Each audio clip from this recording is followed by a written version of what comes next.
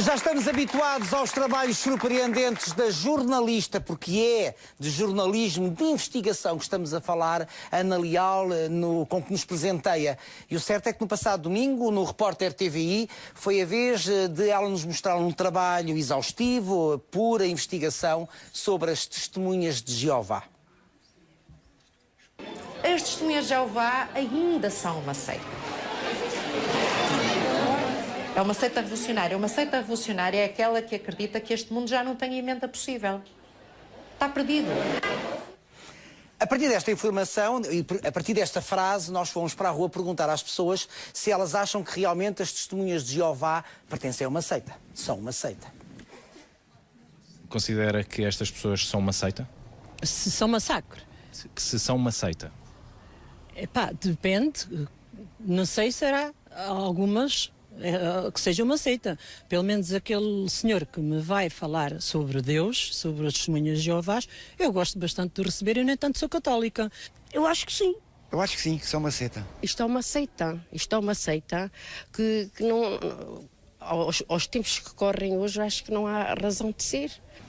Talvez sim, não sei. Olha, não sei. Sim, sim, sim. Não sei, dizem que sim.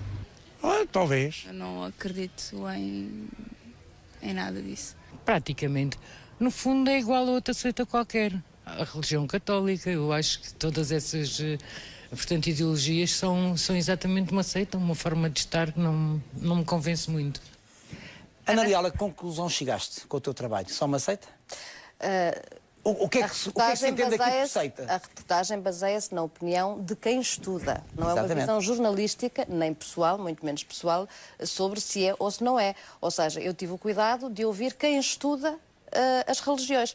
E, nomeadamente, tive o cuidado de procurar pessoas, um historiador e uma socióloga, que estudam concretamente as testemunhas de Jeová. Ou seja, não estudam generalidades, no sentido de religiões. E, de facto, tivemos a resposta que ainda é considerada uma seita. No sentido, que também foi explicado, de que devem obediência, neste caso, a uma cúpula, a um chefe carismático, e que acreditam que este mundo está perdido, que não tem recuperação possível, e eles são considerados os eleitos. Eles não aceitam, e penso que isso foi bastante evidente na reportagem, não aceitam a autoridade do mundo. O mundo somos nós, que estamos contaminados. E, portanto, não aceitam qualquer tipo de autoridade. Estamos a Mas isto falar passa-se com outras crenças. Polícia, isto passa-se com outras crenças religiosas. Com certeza. Mas, neste caso, estamos a falar das testemunhas de Jeová. Não aceitam a autoridade da polícia, do governo, de advogados. Aliás, isso está por escrito, que era uma coisa que eu também gostava de esclarecer aqui, que a maior parte das testemunhas de Jeová, os crentes que nós vimos irem aos salões, às reuniões, a maior parte deles, eu acredito que não fazem a mínima ideia do teor e do conteúdo destas ordens que vêm da sede-mãe nos Estados Unidos. São crentes que vão às reuniões. Porque se sentem bem lá, porque... Exatamente, porque acreditam. Encontram ali a paz, a tranquilidade. Eu recebi muitos mails de famílias, testemunhas de Jeová, que me diziam, mas nós somos boas pessoas e as nossas famílias são famílias que acreditam, que vão e não queremos acreditar que isto é verdade. Ora bem, o que eu tenho a dizer é que, de facto, isso é possível.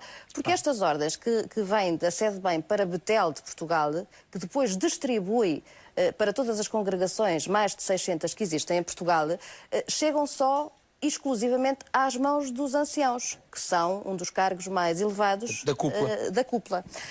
Por exemplo, esta carta diz mesmo a todos os corpos de anciãos. Portanto, chegou dos Estados Unidos, chega a Betel e é distribuída para os corpos de anciãos. Neste caso, procedimentos quando estão envolvidos assuntos jurídicos. Isto chega às mãos dos anciãos, não chega às mãos dos crentes.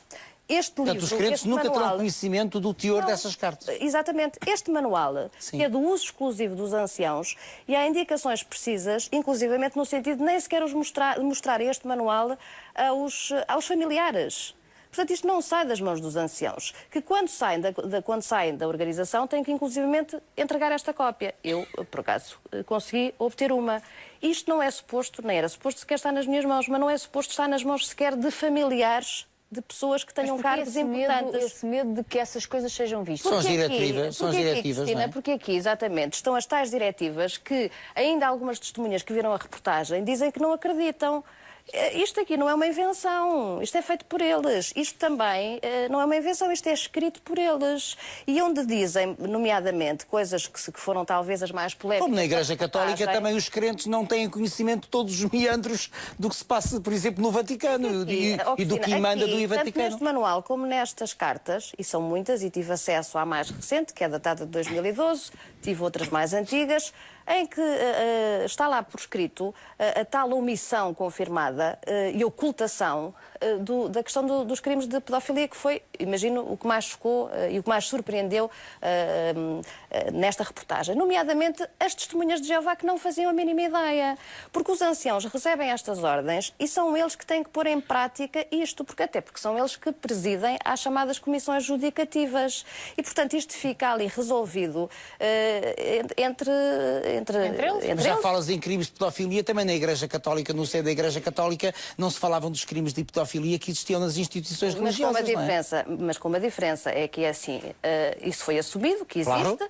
Que existe, muitas décadas depois. Mas com uma diferença, Manuel, que se saiba, não existem normas escritas no sentido de vamos omitir e vamos resolver tudo dentro de portas. Inclusivamente as comissões judicativas que eu comparei como tribunais eclesiásticos, eu como católica não sou julgada numa comissão judicativa, não é? E aqui são os crentes que são julgados em comissões judicativas. Portanto, é um então, mas, por diferente. exemplo, se uma testemunha de Jeová, se um crente tiver um problema que o obriga a ir a tribunal, que o obriga, portanto, a obedecer a normas jurídicas do nosso Código Penal, como é que é? Como é que lida com isso? A maior parte não vai.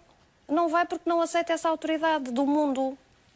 Não aceita. E, portanto, são desaconselhados. Não vai é penalizado não por isso. São desaconselhados. Por isso é que são estes casos e outros até menos graves, até questões de partilhas, de roubos, de, sei lá, coisas menos graves, tentam ser resolvidas no dentro seio da congregação. A congregação, melhor dizendo. Há muitas coisas e muitos pontos nos quais tocaste que algumas pessoas não sabiam, outras são já comumente conhecidas como fazendo parte das testemunhas de Jeová. Por isso vamos lá recuperar aqui mais um excerto da tua reportagem.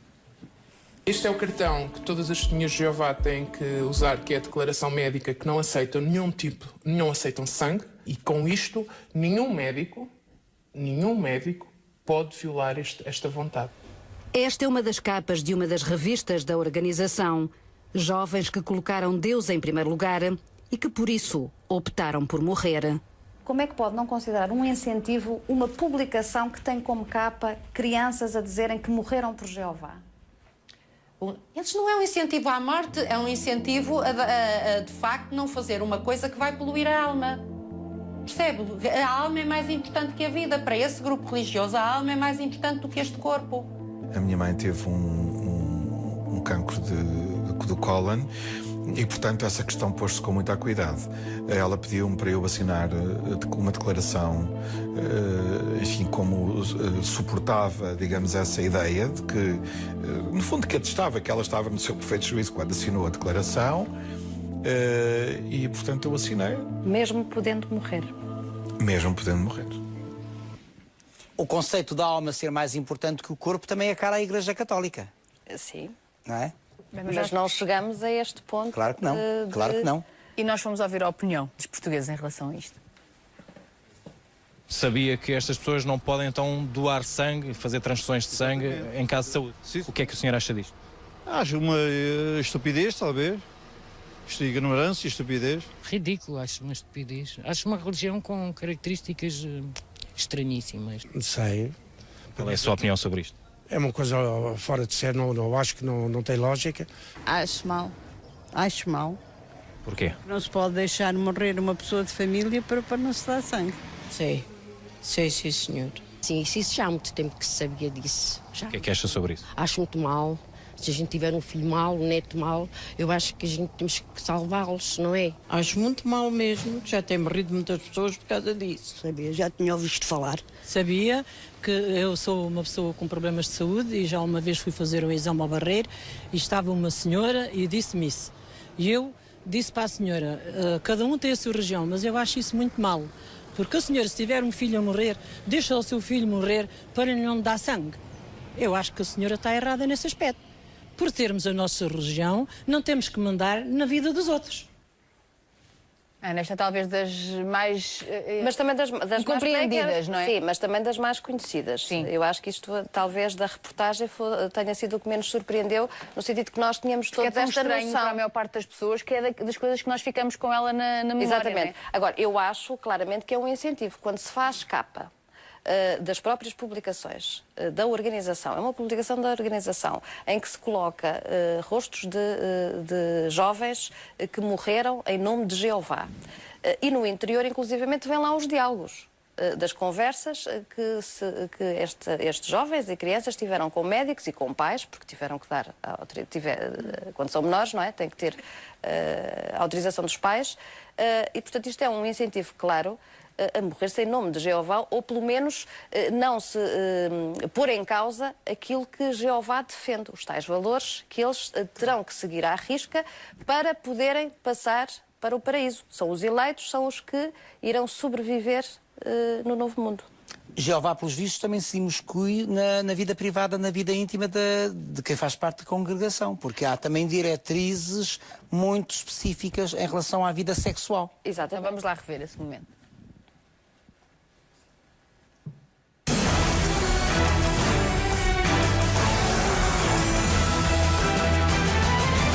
Nos propõe uma leitura da Bíblia que leve ao condicionamento do comportamento das pessoas, no sentido das pessoas viverem de uma maneira que é considerada mais adequada. Ao nível da minha intimidade, eu permiti que eles tivessem uma palavra a dizer. Tudo o que não seja uma relação vaginal é pecado. Sexo anal, masturbação, sexo oral, é pecado, ponto. Não se pode.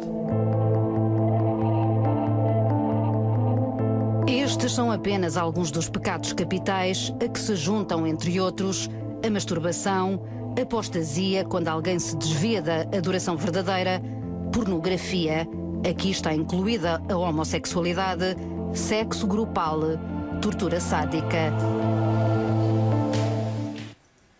A bem dizer, não se tem uma vida privada.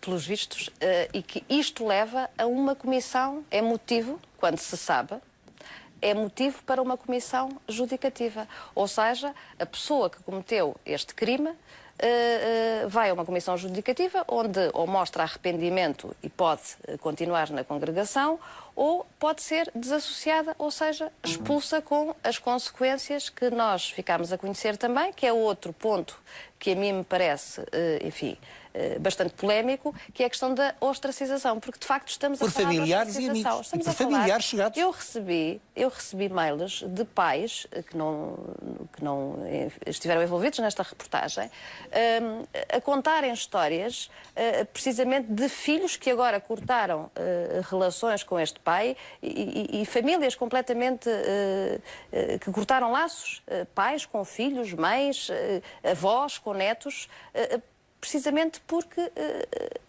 prevaricaram, porque cometeram os tais... Mas cortam esses laços porque entendem que esses laços devem ser cortados porque há uma norma que os estipula, ou porque têm medo depois do que a própria congregação vai dizer? Eu acho que são as duas coisas. Pois. Nós vimos também na reportagem, até em congressos das Testemunhas de Jeová, esse apelo. Aliás, era feita a pergunta por um ancião, como é que nós devemos agir perante um irmão que tenha falhado? E a resposta é precisamente que devemos nos manter no caminho de Jeová. Já recebi aqui muitas mensagens, como deves calcular, e tenho aqui uma de uma senhora que diz: é tudo verdade, eu sou filha de um ancião e sei o que sofri na pele.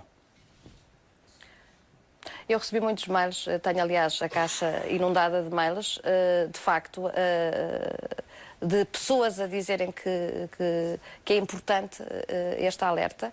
Eu acho que foi também importante para testemunhas que não faziam a mínima ideia de coisas que acontecem, nomeadamente a questão da ocultação. E a pergunta que eu ainda coloco é como é que ainda existem pessoas que continuam, e recebi muitos e-mails nesse sentido, quase eu era a apóstata, ou seja, eu acusada de apostasia, que continuam a não acreditar. A reportagem é uma reportagem documentada, com provas, documentos da organização, não é? Ainda agora acabei de mostrar este manual dos anciãos, e portanto, e outra coisa que para mim continua a ser surpreendente, como é que as pessoas ainda se interrogam quando a própria cúpula na Austrália assumiu, não é, perante uma investigação, que de facto ocultou e omitiu aquele tipo de crimes. Mas tu encontras um lado bom, porque há aqui depois uma pergunta que é pertinente, mas o que é que vocês pretendem com isto? Porquê é que não mostram o lado bom? Porque há uma frase que a mim me impressionou muito, que era, eu não sei se foi o Malato que disse ou se foi outra pessoa, que ele dizia, eu era profundamente feliz. Foi o Malato. Sim, foi, não foi? Aparentemente feliz em toda a minha vida, foi o período em que eu fui mais feliz. Mais feliz e depois vírgula. Aparentemente feliz. Porquê? E ele explica, porque isto foi enquanto criança, ele era feliz, pelos vistos, enquanto os apelos da carne não se faziam sentir. Exatamente. Quando isso aconteceu, que é no período em que ele entra na adolescência, claro, e fala das transformações do corpo, da parte da sexualidade, e por acaso deixa de ser feliz. Porquê? Porque aí percebe que não pode pisar o risco. Não, aí esbarra com um muro, não é? Esbarra com tudo o que é. E aqui uma jovem que nos fala disso mesmo, ela diz, eu não sou testemunha de Jeová, mas gosto de um rapaz que é. E sofro muito com isto, tanto eu quanto ele estamos juntos, mas já percebemos que não podemos ser compatíveis desta forma. Outra das coisas, por exemplo, que vem na sequência do que estás a dizer e que não foi abordado na reportagem, porque isto é um mundo de descoberta, é, por exemplo, não é aconselhado, não é proibido. Há coisas que são proibidas, outras que são desaconselhadas. Uma testemunha de Jeová namorar ou casar com alguém do mundo, ou seja, que não seja testemunha de Jeová. Então, mas esse alguém do mundo é impuro, não é? Não... E pode influenciar negativamente. E, portanto, são desaconselhadas. Pode casar com alguém que não seja testemunha de Jeová. Eles vivem todos muito naquele mundo muito fechado, não é? Por isso é que é muito complicado quando querem sair. Eu gostava também de dizer outra coisa. Mas há um lado bom, ainda pegando naquela provocação, naquela pergunta, porque é que não mostram um lado bom? Encontraste um lado bom? Era isso que eu ia dizer. Em primeiro lugar, gostava de esclarecer, apesar de ter sido dito, até foi a Judite Sousa, em pivô, que no fim da reportagem que disse, porque foi até ao limite, não incluí isso na reportagem, porque foi até ao limite de dar a oportunidade de haver o chamado contraditório. Sim, e nós hoje também tentámos isso. Das pessoas. Sim, há aqui pessoas a perguntar porque é que nós não temos aqui pessoas que tentámos uma vez mais, convidámos. Não houve, porque Betel é quem decide e é quem ordena, que é mesmo assim, e portanto não quis, não mostrou disponibilidade. Depois até houve um mail que inclusivamente era no sentido que não coincidia com as datas. Bom, esta reportagem demorou quase 2 meses a ser feita e, portanto, foram logo contactados no início. E mais, eu depois da reportagem voltei a enviar um mail no sentido de dizer que estaríamos disponíveis para os ouvir. E quando eu fui filmar aos salões, as reuniões, também contactei pessoalmente famílias no sentido de quererem colaborar nesta reportagem. E ninguém mostrou disponibilidade para o fazer. Quando tu vais filmar as reuniões, eles sabem ao que vais. Com certeza, naquelas congregações, porque Betel não autorizou isso. Ou seja, eu depois parti para o chamado plano B, que foi ir às congregações e pedir autorização naquele momento para me deixarem filmar. E porquê que tu achas que eles não vêm, portanto, a terreno para o contraditório? Porque é mais fácil, porque é o que acontece nas reuniões, quando existem reportagens internacionais, eu digo internacionais porque em Portugal foi a primeira vez que se fez um trabalho aprofundado sobre as testemunhas de Jeová, é mais fácil dizer que são os apóstatas a dizer mentiras, a contar mentiras, do que ser confrontado com uma jornalista que tem provas. Portanto, o que é que Betel pode dizer quando eu abrir o manual deles? Ou quando eu mostrar as cartas que são escritas por eles? Parece-me um bocadinho difícil. Sim, alguns estão aqui a dizer... Não lhes interessa, porque o confronto é o confronto com a verdade e com os factos que apuramos. Não é a opinião da jornalista Ana Leal. É o que a jornalista Ana Leal conseguiu apurar perante factos inequívocos. Mas há aqui algumas pessoas que estão a contradizer um bocadinho aquilo que tu dizes, que dizem que não aceitam a transfusão de sangue, sim, mas que há alternativas a isso e que só não aceitam porque o sangue transmite muitas doenças e por isso eles Mas não qual é a não alternativa a uma aceitam. transfusão de sangue? Não, eles aceitam, isso também foi uma mudança, eles vão mudando ao longo dos tempos. Ou seja, havia uma fase de radicalismo que não aceitavam, por isso simplesmente, transfusões de sangue, do curro. Hoje em dia aceitam as chamadas frações. Mas é o que diz também uma testemunha na reportagem, no caso de uma emergência médica, e inclusivamente determinadas operações, que não é possível. Não é possível. E, portanto, estamos a falar de facto das pessoas poderem morrer. Ana, eram muitas as perguntas que nós tínhamos aqui para fazer, muitos dos comentários. Aliás, houve aqui algumas pessoas que foram contrariando aquilo que tu dizes, que são testemunhas de Jeová, outras que falaram da sua saída. Mas eu, curiosamente, Cristina, tive muitos mails de pessoas também, que isto se calhar surpreende, é isto que a organização, as cúpulas, se calhar não querem. Tive muitas famílias que se mostraram surpreendidas e que perceberam que estávamos a mostrar factos e que perceberam e que se mostraram surpreendidas com algumas das coisas que foram ditas. Obviamente que não foi a questão da ostracização, a questão dos aniversários, isso eles sabem porque vivem isso nas suas rotinas, mas estamos a falar da parte da pedofilia e da questão da ocultação deste tipo de crimes. Muito obrigada. Muito obrigado, Ana. Muito obrigada.